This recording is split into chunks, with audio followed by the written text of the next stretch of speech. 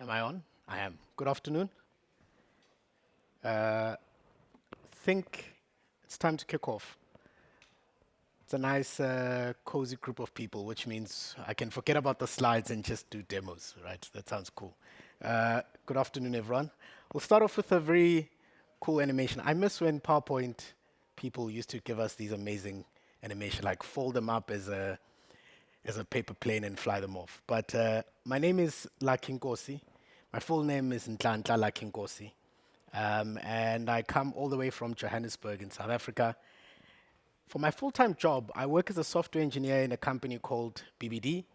I'm often asked what it stands for. It's just the first letter of the names of our founders, Sandra Barone, Tom Budge, and Ralph Dominic. We are a custom software development house.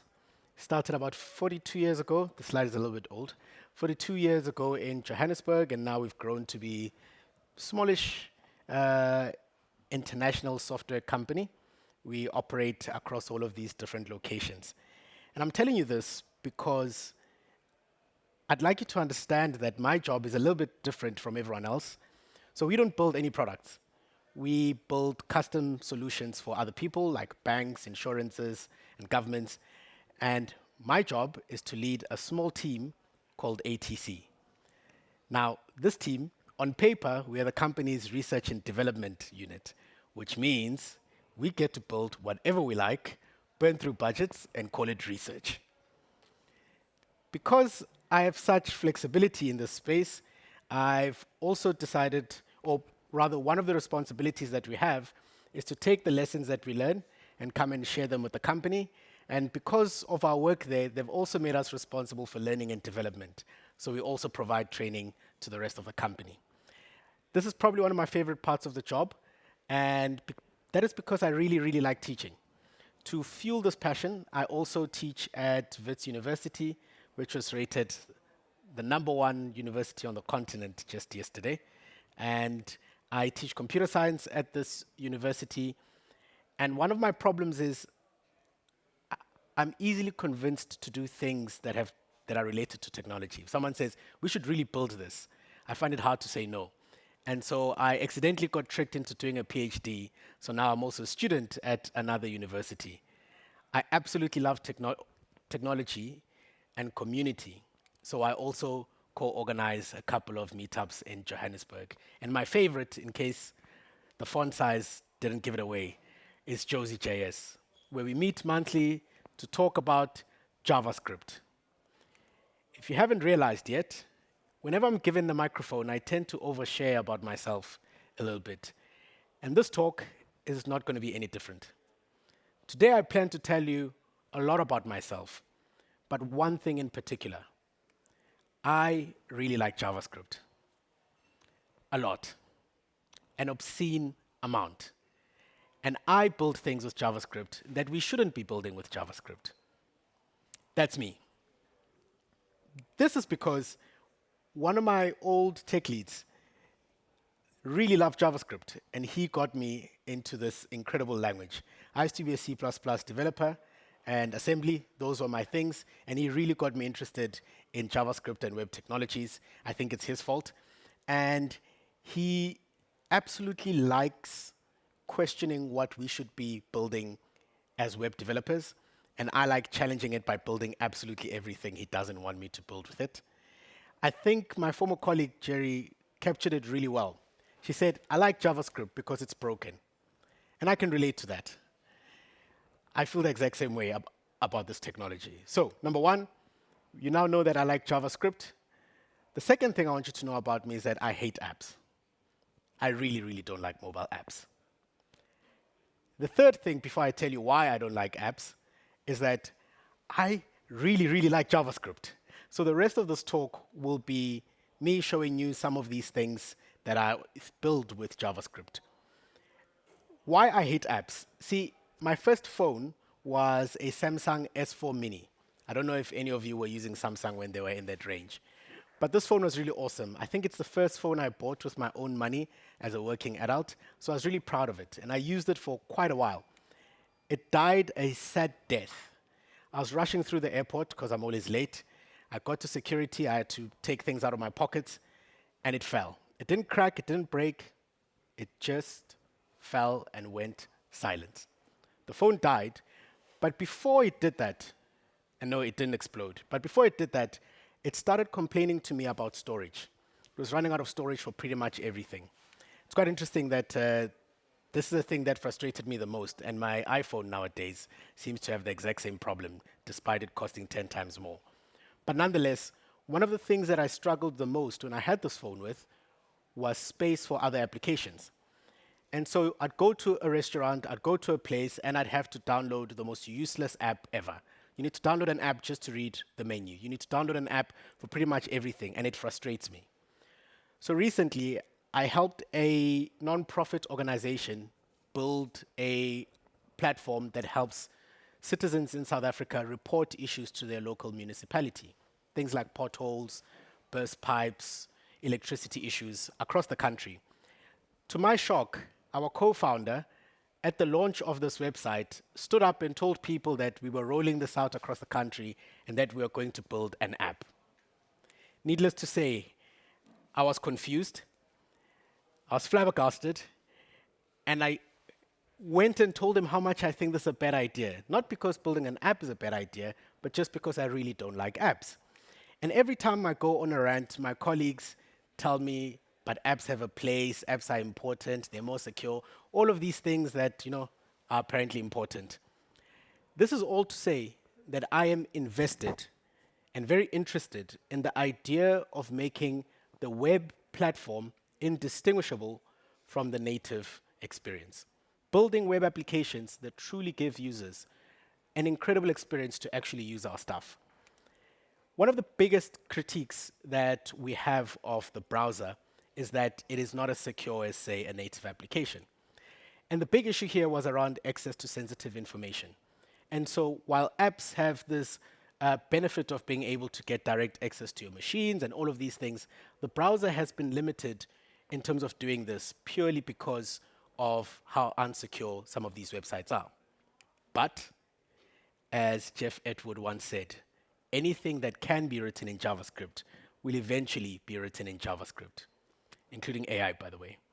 And so today, I'm going to show you some of my favorite APIs that I feel are often underutilized. This includes the File System Access API, the Background Fetch, Web Share, Context Picker, and if time permits, I'll close off with the WebGPU API and maybe show you the last demo that I built with the WebGPU, where we're doing some inferences in the browser and getting some AI work done without connecting to the internet. So, the first thing we need to talk about is when we close the gap between mobile or other native applications and the web experience, we often think or limit our thinking to it just being about mobile devices. But we get native apps on desktops as well. This is particularly important because if we look at the split on how people use technologies in my market, which is Africa, we see that we have almost a 200% penetration of smartphones. This means that majority of work is actually done on mobile devices. Almost 75% of workloads happen on a mobile device across Africa.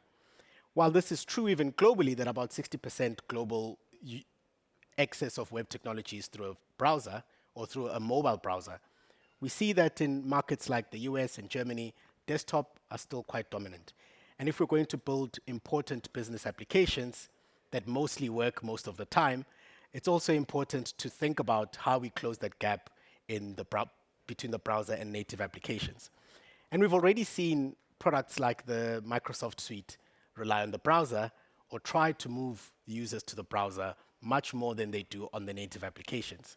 You build once, deploy everywhere. There's a lot of benefit for having this stuff on the browser. And we know that this isn't always a great experience, especially when we're trying to collaborate on applications, right? OneDrive is my absolute favorite. But one of the things that frustrate me with it is when we work with files and we try and upload and save them, it is such a cumbersome and difficult thing to do that if we are to build something that manages files on our user system, the typical workflow today is to give them a file input, ask them to drop a file, give you a file. Once we get that file, we'll then upload it somewhere or just load it into memory. We would then give them some sort of way to manipulate the data, and when we're done, we'd ask them to download it, maybe through an anchor tag. This is unintuitive because it also creates several copies.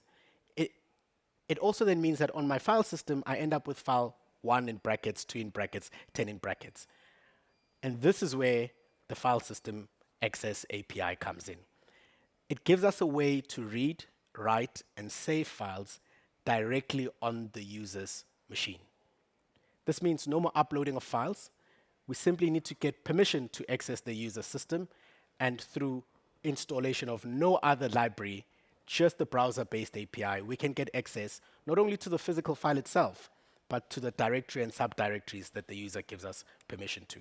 So, key benefits of this would include an enhanced user experience. I no longer have to drag and drop and create all of these different versions of the file. I can simply work on the file directly. It means that we can also have offline capabilities from our web application. If we're building a PWA, we don't even need the internet. We can get direct access to the API, or to the file rather, manipulate it, and just save it directly on the disk.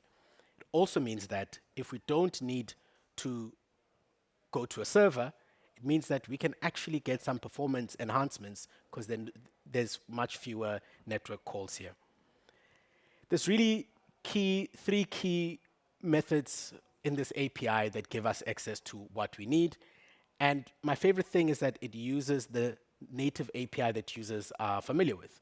So we've got show open file picker, and we get access to these without installing anything today. This is shipped with most browsers. And once we have it, this is secure by design, which means the users have to give us permission. We can't just go and access things that they haven't given us permission to. And they need to trigger this with an explicit permission prompt. So we can't just run it in the background and then start getting access to it. And it only works on HTTPS. Before I continue, I want to show you what this potentially looks like. So on my machine, I've got a small demo running. Let me see if I can put it on your screen. So I've got a couple of demos that are running for this talk. I need to remember where 2 is. There we go. So I've got a browser here. Just going to switch to light mode so that you can see it a little bit better.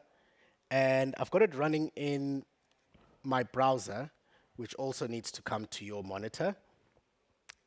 And in there, I've got this file. So we are able to save directly and then go and edit it. So I had a test file from earlier on, so I can open that demo file, and I've got test over there. And when I open it, we see that that is the file contents that I've got. And if I open the same file,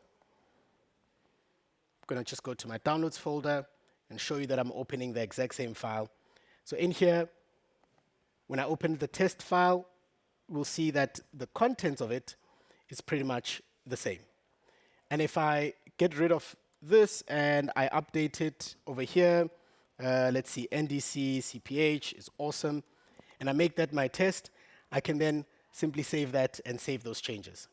So now, as I save these changes in my browser, we see that in the notepad itself, directly into that file, we've now made those changes, which means that we are not downloading or uploading these files, we're actually getting access to it directly. And this worked out of the box because I gave it permission, but if I were to reset these permissions, and let me just reload this page again, because we promised secure or security by design. If I then try to get this is going to work, isn't it? I did not expect it to work. Did it load our data?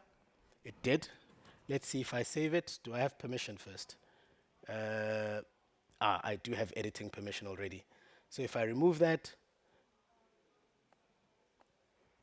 let's reload that page. Double check our permissions again.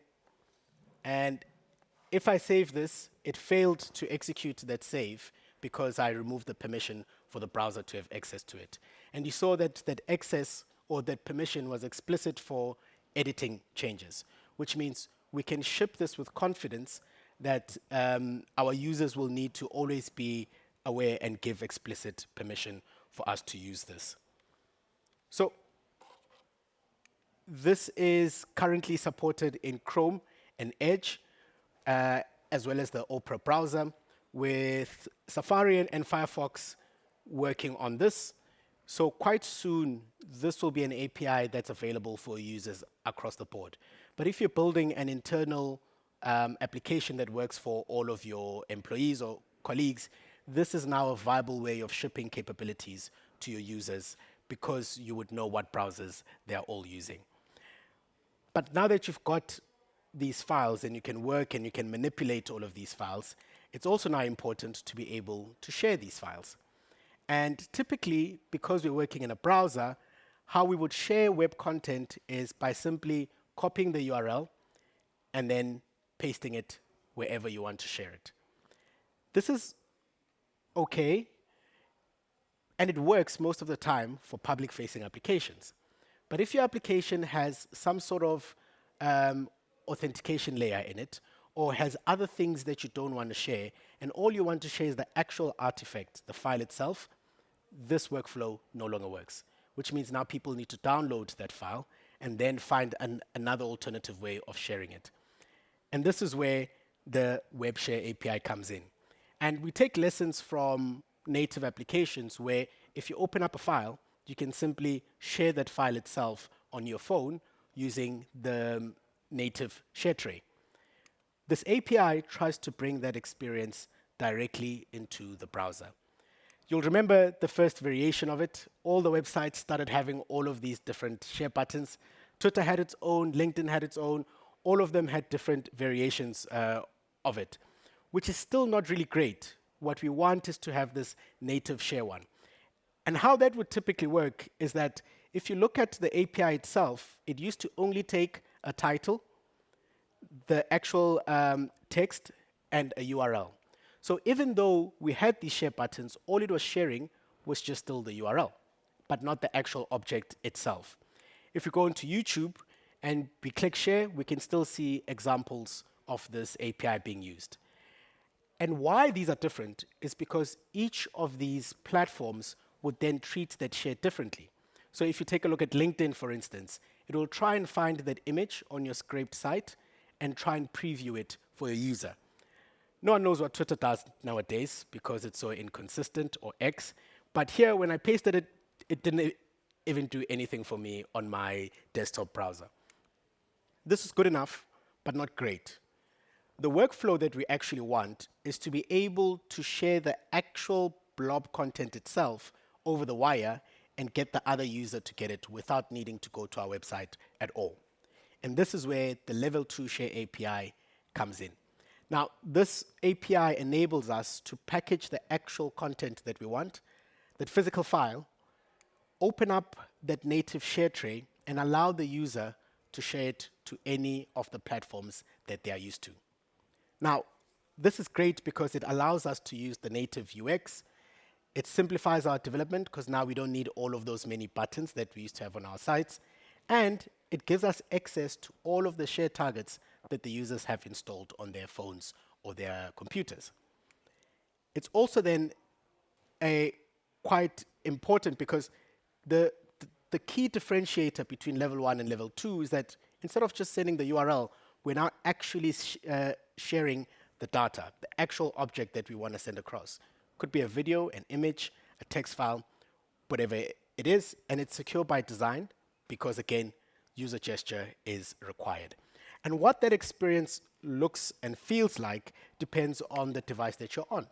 So if I am on a MacBook, which is the machine that I used when I built this first, when I share, the first thing that'll come up is AirDrop, because that is what Apple tries to push you through. But on Windows, I'm learning. I've only had this machine for about a month now. So I'm learning that things are slightly different in this ecosystem. But you can see here that I've got a test file here, and I haven't selected a file. So if I go and pick our test file that we used there, and I click share for our file, we see that it also uses our native share API. So you'll see that it's picking up all of the Teams things, all of the different apps that I've got in there, including Copilot, apparently. So if I send it to myself on Teams, what's the worst that could happen? Let's see. Is there a secure... Let me text a colleague, and I'll show you this. So if I search for this person, I'll bring up my Teams window in a second. So I've got my Teams window over here, and I share this to my colleague. Yes, enter.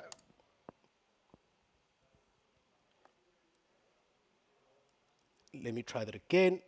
So if I share this, open up Teams, I'm trying to make sure that I don't open any conversations with sensitive information in here. So let's see, I've got Pindi, click share. Where's my document? Let me pick someone else. So if I share this, who will I not have sensitive information with? Let's say Bats. There we go. Where's my file? Let me try that one more time. Let's pick my file and share it on Teams with Pindi. Ah, there it is. It was just taking a second. Wow, that is taking... I am not saying don't use Windows machines at all. All I'm saying is I am struggling. But we can see here that I can simply go and share that text file over there. And what I'm sharing is no longer just the link, it's no longer just the URL, but it's the actual document itself that we have in there. And this is much better supported across the different browsers. We see that even Safari and Opera have it. Even Safari iOS now supports this API as well.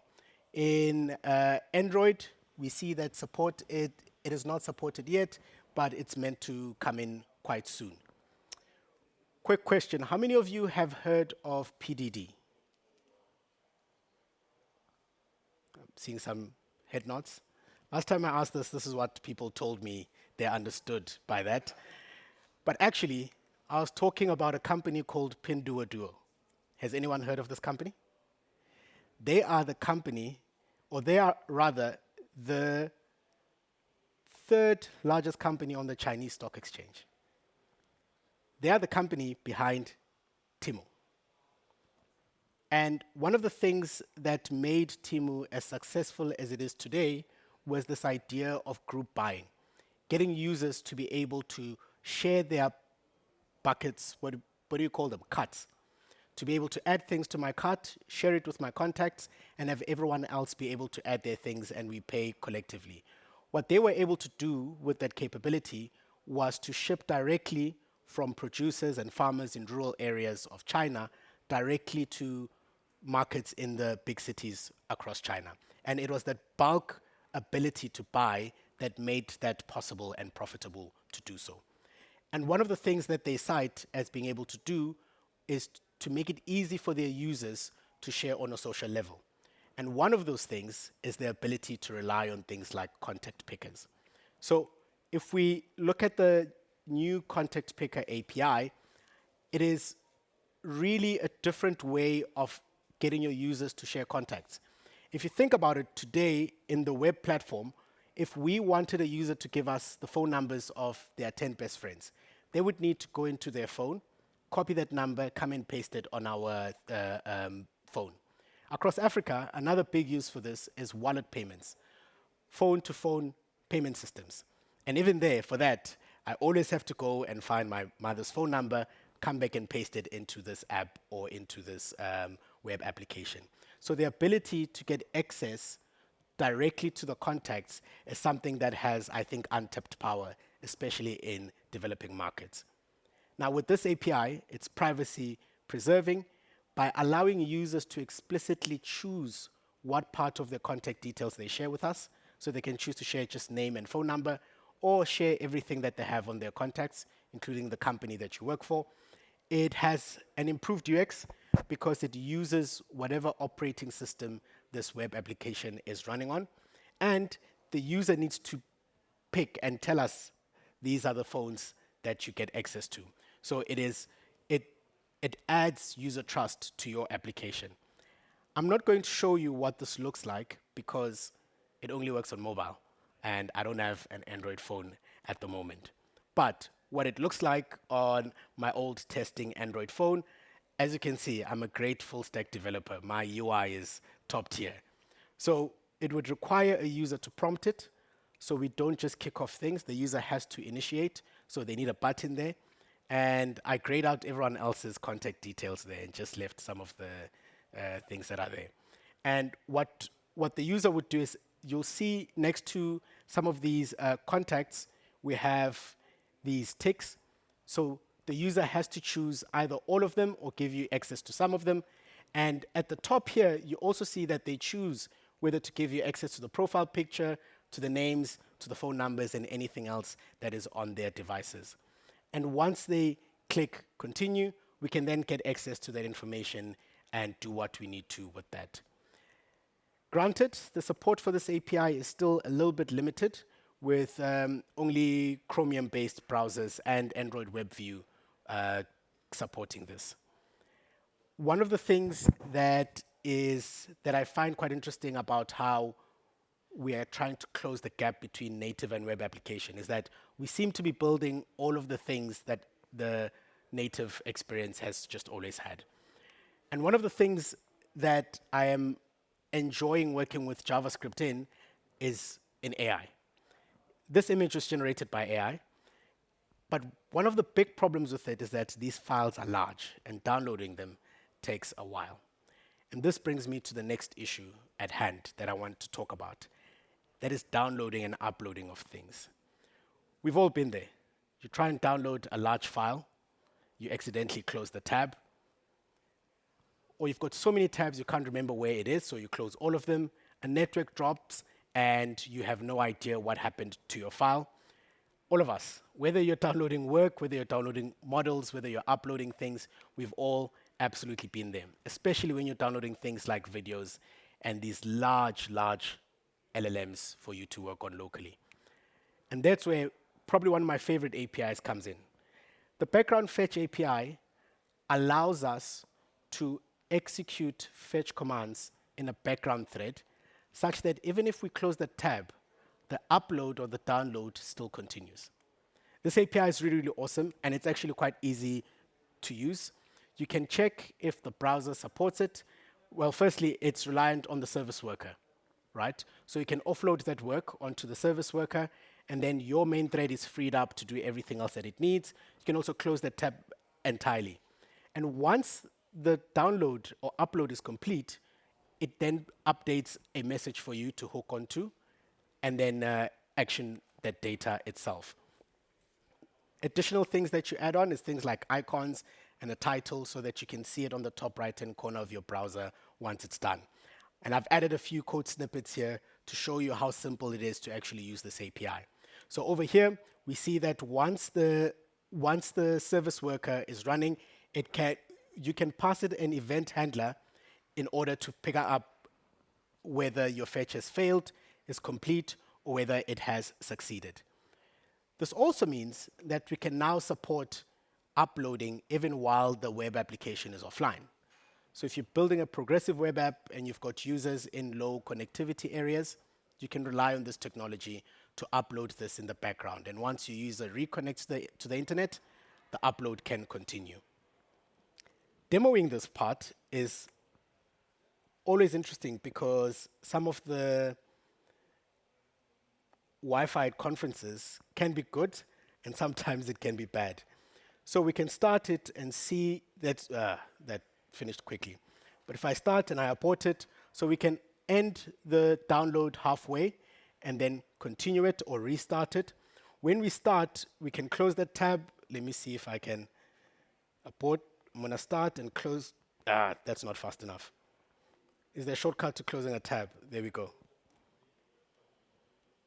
And when we revisit the tab, it would then, in our event handler, go and pick it up from our data storage where we stored it. You could be using something like your in-browser databases, and we can see that here are your files that are downloaded over there. So that config that we gave it, like the name of the file, the icon, all of that would then sit over here at the bottom. So this really gives us the ability to build much richer experiences with our web application, particularly when we're dealing with low connectivity areas. Yes? No. Can't close the whole browser, unfortunately. Can't close the whole browser. But if you're running a PWA, the browser actually isn't closed. It's still running in the background. So that would keep it going. I like that idea. Love that idea. So what he said is we could also use web push to notify a user that this thing is done and rely on that. So absolutely. So all of these are almost like Lego blocks that you use together in order to create your user experiences.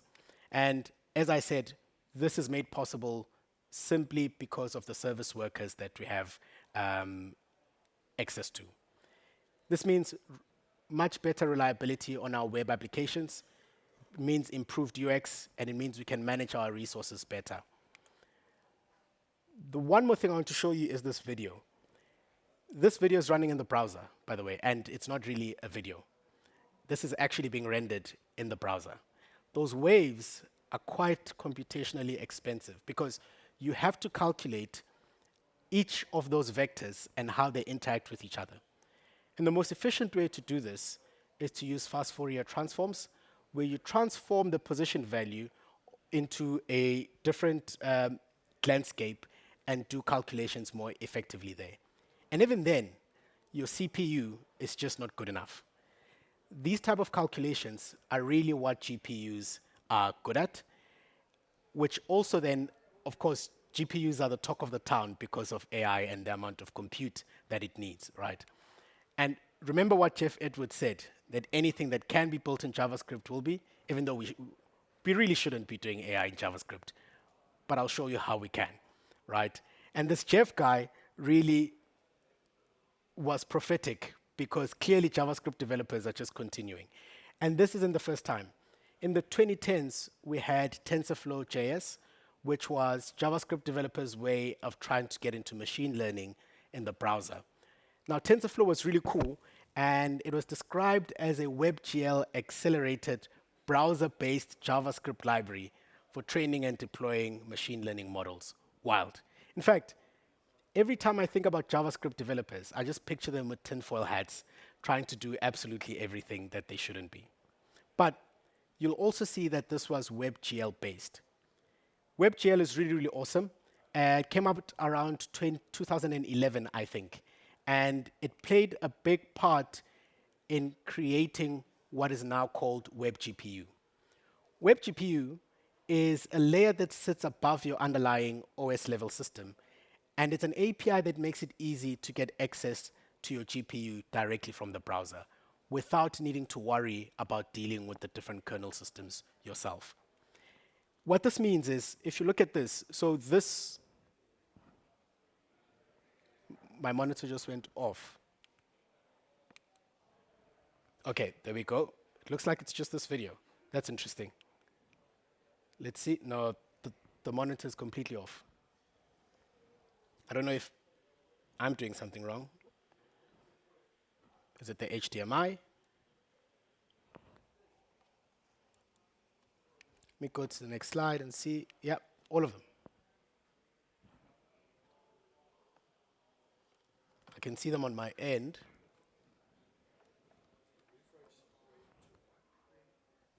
There we go. You're saying maybe the refresh rate is too high. Let me replug this in and see. It's the web GPU. It's using up too much power on my machine. Let's see. Let's try that again.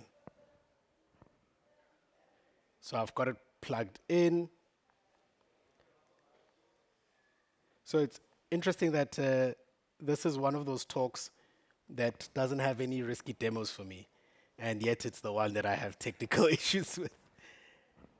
Last year, I gave a talk here where I flew a drone on stage, and I was very worried about that one having technical issues, and it didn't. Are you able to see now? Is it?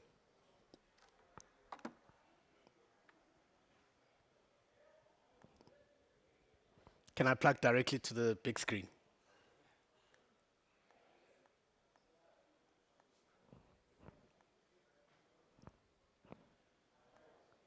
It's completely. Let's see. Now we're going to debug. I can pick it up here.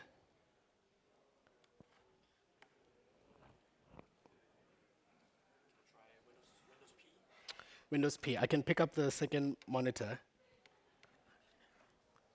See.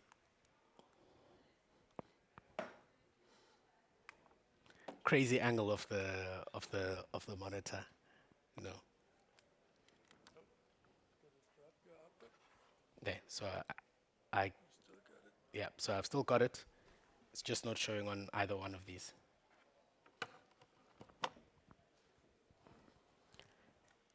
Let's see. I think I can talk you through it, and then if you are interested, you're more than welcome to come check out the demos afterwards, because we're almost at the end. But the video that I wanted to play for you was showing a 3D render using 3.js. It was a museum render that shows things being rendered in 3D. By switching it from WebGL to WebGPU, we moved from from 500 frames per second to over 8,000 frames per second without changing anything else, just from moving the compute from WebGL to WebGPU. So the performance enhancement is absolutely astronomical. And what we can do with this is we can use it to run AI inferences directly in the browser. One of the demos that I have here, or rather, one of the things that I've been discussing with developers, particularly at GitHub and Microsoft, is that the cost of AI inference has been subsidized greatly by the likes of Anthropic and Microsoft. And what we're seeing now is that correction starting to happen. And the cost of it is now going to start being passed on to us. So we now, as we design our systems, we need to think clearly about what actually needs these general purpose inference models, and what can we do ourselves directly in our own systems. I mean, just last week, Microsoft announced that it's stopping its developers from using Claude. Uber burnt through its annual budget for AI in a single month, and now they're putting caps on their employees. So the cost of inference is starting to grow exponentially. And so what we are able to do, and I've got a demo for this if you're interested, is we can run a light model, say a quantized model, in the browser that makes a decision whether this prompt that you have can be run in the browser by the small model, or whether it should be routed to a much heavier general purpose model that you might have running in your own infrastructure. So we have to be a little bit more crafty about how we use our tokens, and the ability to get GPU access from our browser really plays an incredible part in that journey. So the last thing that I wanted to show you was that this idea of the web closing the gap is not new, and we're also not at the end of it. One of my favorite things about AI is that it slowed down JavaScript developers from building new frameworks. So now I can actually focus and keep up. When was the last time you heard of a new front-end framework? It feels like everyone is focused on AI. But under the hood, what's happening is the browser is still getting more and more upgrades. One of my favorite APIs that is in proposal stage is something called the Web NFC API, which means we'd be able to use NFC capabilities directly in our browsers. This has massive implications for things like payments, for things like sharing pretty much anything that we want to share with minimum interaction in a secure manner. And there's a project called Project Fugu, which is focused on expanding web capabilities. It's a collaboration of developers from all the big players as well as independent open source contributors. And this is really the group that's spearheading these capabilities in the browser. One of the things that I'm looking forward to is web biometrics, being able to run biometrics directly in our browsers. When I started working as a software developer, one of the big projects that I took to production was building a bank's biometric authentication system. I was young, I would shudder and probably hate myself if I looked at the code today. But it is something that we did. And to do it in a browser, we had to jump through so many loops using complex components and bypassing so many different things in order to get access to that biometric device. And now being able to do it securely in the browser is something that's quite attractive. And the last one that I think is absolutely going to be a game changer is something called the Health Connect API. See, in South Africa, we have a health insurance provider that rewards you for tracking your fitness. That's why I have a fitness watch right now. So if you meet your weekly goals, they'll reward you with things like a coffee, 50% discount on your international flights, all sorts of crazy things. So we are all incentivized to try and stay healthy. And so this is an interesting API that I'm looking forward to just so that I can customize and gamify things for myself. To close off, I think it's important to understand my message here. I'm not saying you should all be using these APIs. What I'm saying is there are micro improvements that we can make in the experiences of our users, whether it's helping them select context better, whether it's making their downloads and uploads more reliable. We can't think of the web as it was 10 years ago. It's growing. We need to see what the capabilities are and start improving our users' experience. My name is Nkosi. Thank you very much.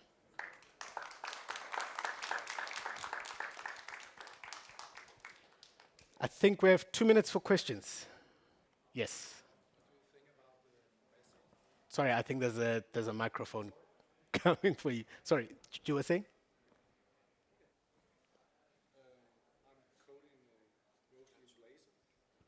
Blazor. WASM. Yes. I don't think the mic is on, but the question was, what do I think about WASM? As a former C++ developer, I like it. I like it. I think the web as a platform to me is interesting, not because I like JavaScript.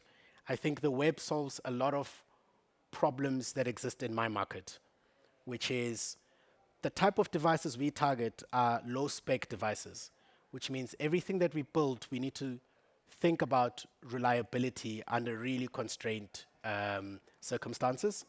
So the web platform allows us to target multiple platforms with one team, one application, and anything that gets us to deliver usable, high-performant, friendly software, I'm all in favor for. So WASM, go for it. Just deploy, yeah.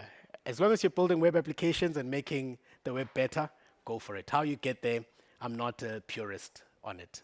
That's why I don't choose between the frameworks either. Thank you. That was a cool question. Any other question?